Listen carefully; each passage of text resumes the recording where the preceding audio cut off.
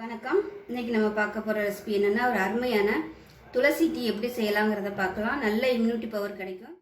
வாங்க இந்த அருமையான டீ எப்படி செய்யலாங்கிறத பார்க்கலாம். ஒரு மிக்சி ஜார் எடுத்துக்கலாம். இப்போ டீ செய்கிறதுக்கு தேவையானது என்னென்னு பார்த்துடலாம். 1/2 டேபிள் ஸ்பூன் மல்லி சேர்த்துக்கலாம். அதோட ஒரு ஏலக்காய், சின்னதாக ஒரு 4 துண்டு இஞ்சி, ஒரு 10 மிளகு சேர்த்துக்கலாம். கொஞ்சமாக ஒரு பிடி அளவுக்கு துளசி இலைகள் சேர்த்துக்கலாம். இப்போ இது எல்லாத்தையுமே நம்ம கொரகொரப்பாக அரைச்சிட்டு வந்துடலாம். இந்த மாதிரி கல் வச்சுருந்தீங்கன்னா நீங்கள் கல்லில் போட்டு தட்டிக்கோங்க. இது சின்ன கல்லாக இருக்கிறதுனால எல்லாமே இதில் போட்டு தட்ட முடியாது, அதனால் நான் மிக்சியில் போடுறேன். நீங்கள் பெரிய கல்லாக வச்சுருந்தீங்கன்னா, அதாவது நல்லா அகலமான கல்லாக வச்சுருந்தீங்கன்னா எல்லாத்தையும் அதில் போட்டு நல்லா நச்சுக்கலாம். இப்போ இதை நல்லா கொரன்னு அரைச்சிட்டு வந்துட்டு பார்க்கலாம். இப்போ ஒரு பாத்திரம் எடுத்துக்கலாம். இதில் ஒரு 1/2 லிட்டர் அளவுக்கு நான் பால் சேர்க்குறேன். நல்லா கெட்டியான பாலாக சேர்த்துக்கோங்க. இது ஆவின் பால் தான். தண்ணியாக சேர்த்துட்டிங்கன்னா உங்களுக்கு டீ போடையில் ரொம்ப தண்ணியாயிரும். ஏன்னா டீ டிக்காஷன் வேறு நம்ம தண்ணியாக செய்ய போகிறோம். செஞ்சுட்டு இதில் கலந்து ஊற்றும் போது ரொம்ப பால் தண்ணியாக இருந்துச்சுன்னா உங்களுக்கு டிக்காஷன் ஊற்றையில் ரொம்ப தண்ணியாக போயிடும். டீ டேஸ்ட்டாக இருக்காது. அதனால் கெட்டியான பாலாக எடுத்துக்கோங்க. இது காயட்டும். அதுக்குள்ளே நம்ம போய் அதை அரைச்சிட்டு வந்துடலாம். இப்போ பால் நல்லா காஞ்சிருச்சு, நல்லா கொதிக்க ஆரம்பிக்குது. இப்போ இது வேறு அடுப்புக்கு மாற்றிட்டு சிம்மில் விட்டுடலாம். நல்லா கொதிக்கட்டும்.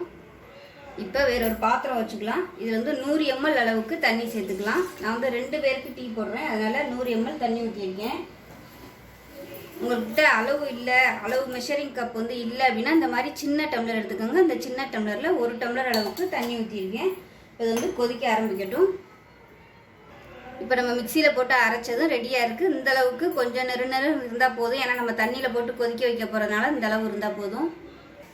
தண்ணி கொதிக்க ஆரம்பிக்குது. இப்போ நம்ம மிக்சியில் அடித்து வச்சுருந்ததை சேர்த்துக்கலாம். இந்த டீ பார்த்திங்கன்னா நல்ல வாசமாக இருக்கும். ஏலக்காய், துளசி பார்த்திங்கன்னா ஹார்ட்டுக்கு அவ்வளோ நல்லது. துளசி நெஞ்சில் உள்ள சளியையும் நல்லா ரிமூவ் பண்ணிடும். அதே சமயம் தலைப்பாரம்லாம் இருந்துச்சுன்னா அந்த துளசி நல்லா கேட்கும். அதே மாதிரி சாதாரணமாக நீங்கள் வெறும் சுடுதண்ணியில் துளசி இலையில் போட்டு ஆவி பிடிச்சிங்கனாலும் உங்களுக்கு தலைப்பாரம், தலைவலி இதெல்லாம் குறையும். ஏலக்காயும் பார்த்திங்கன்னா ஹார்ட்டுக்கு அவ்வளோ நல்லது. துளசியும் ஏலக்காயும் ஹார்ட்டுக்கு அவ்வளோ நல்லது. அதனால தான் பெருமாள் கோயிலில் துளசியும் ஏலக்காயும் ஊற வச்ச தண்ணி பிரசாதமாக கொடுக்குறாங்க.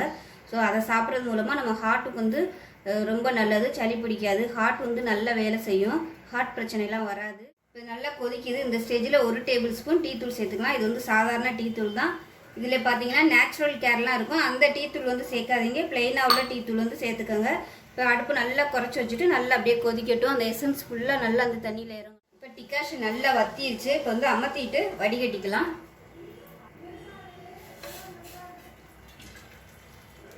நான் இன்னைக்கு ஜீனி தான் சேர்க்க போகிறேன். நீங்கள் விருப்பம் இருந்தால் சர்க்கரை, கருப்பட்டி எதுனாலும் சேர்த்துக்கலாம்.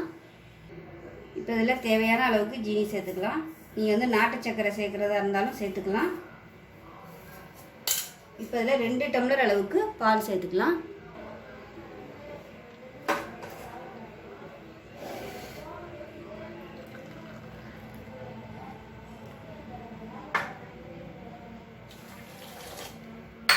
இந்த அளவுக்கு 2 பேருக்கு கரெக்டாக வரும். உங்களுக்கு டிகாஷன் கொதிக்கையில் வத்த தான் செய்யும். இந்த மாதிரி ரொம்ப உங்களுக்கு வத்திருச்சுன்னா நீங்கள் கொஞ்சம் தண்ணி ஊற்றி மறுபடியும் கொதிக்க விட்டுக்கலாம்.